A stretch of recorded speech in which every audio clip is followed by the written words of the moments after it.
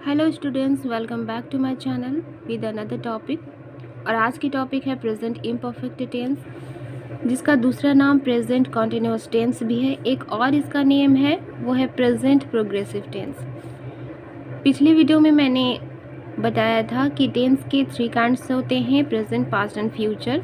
और प्रेजेंट के भी 4 काइंड्स होते हैं और पास्ट के 4 काइंड्स होते हैं। इसी तरह से फ्यूचर के भी 4 काइंड्स होते हैं। तो प्रेजेंट के जो 4 काइंड्स होते हैं उनमें से एक है प्रेजेंट इंडेफिनिट टेंस, जो प्रीवियस क्लास में मैंने बताया है।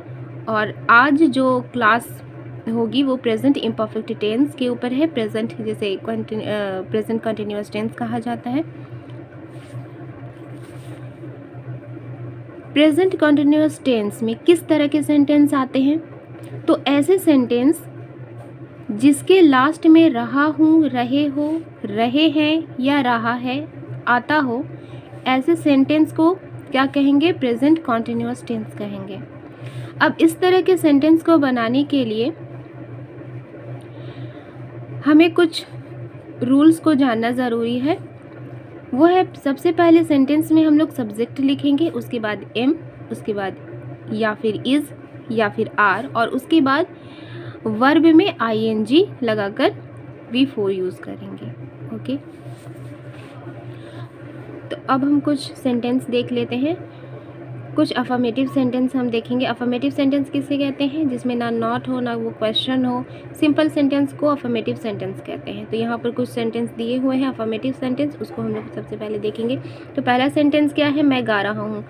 मैं गा रहा हूँ में सब्जेक्ट कौन है? तो मैं क्या है? First person. तो फर्स्ट पर्सन हमने लिखा, यहाँ पर सब्जेक्ट है ये।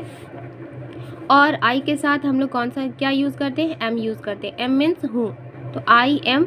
और सिंगिंग, सिंगिंग मीन्स क्या होता है? गा रहा। तो V1 के साथ हमने क्या ऐड किया? ING, तो बन गया ये आई एम सिंगिंग, मैं गा रहा हूँ। दूसरा सेंटेंस क्या है? तुम गा रहे हो। तो तुम क्या है? सब्जेक्ट है, और ये क्या है? Second person.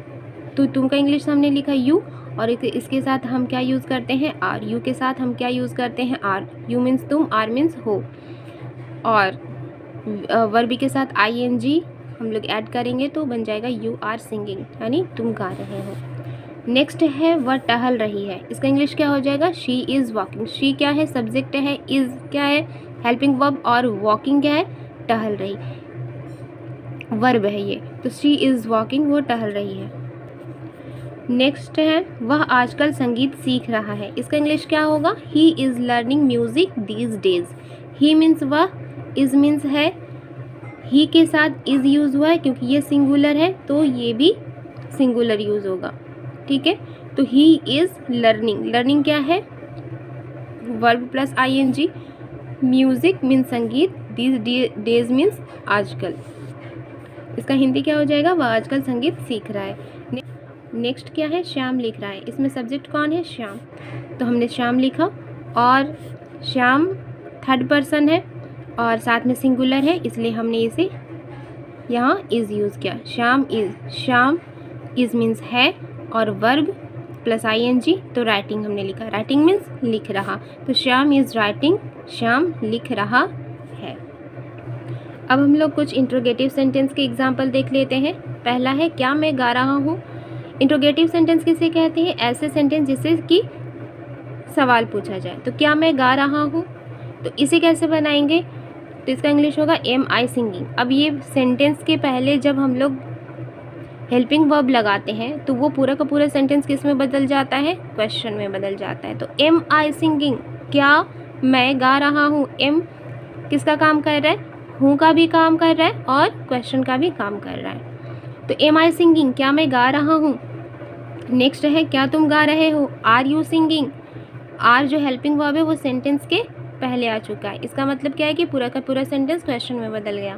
क्या वो टहल रही है? Is she walking. इसी तरह से क्या वो संगीत सीख रहा है? Is he learning music. Next, क्या श्याम लिख रहा है? Is Shyam writing. अब इसी तरह से आगे कुछ इंट्रोगेटिव नेगेटिव सेंटेंसेस देख लेते हैं।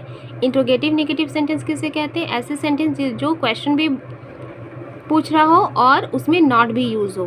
तो क्या मैं नहीं गा रहा हूँ, इसका इंग्लिश क्या हो जाएगा, एम आई नॉट सिंगिंग, यानी जो हेल्पिंग वर्ब है वो पहले होगा, am I not singing. Helping verb के पहले आने से क्या हो जाता है कि पूरा सेंटेंस क्वेश्चन में बदल जाता है। क्या तुम नहीं गा रहे हो, आर यू नॉट सिंगिंग। इसी तरह से नेक्स्ट क्वेश्चन, क्या वो नहीं टहल रही है, इज़ शी नॉट वॉकिंग। क्या वो संगीत नहीं सीख रहा है, is he not learning music. क्या श्याम नहीं लिख रहा है, इज़ श्याम नॉट राइटिंग। तो इस तरह से हम लोग सेंटेंस को बना सकते हैं। अगर इसे सिर्फ देखा जाए तो ये दिमाग में नहीं बैठेगा जब तक हम इसे रिपीट ना करें।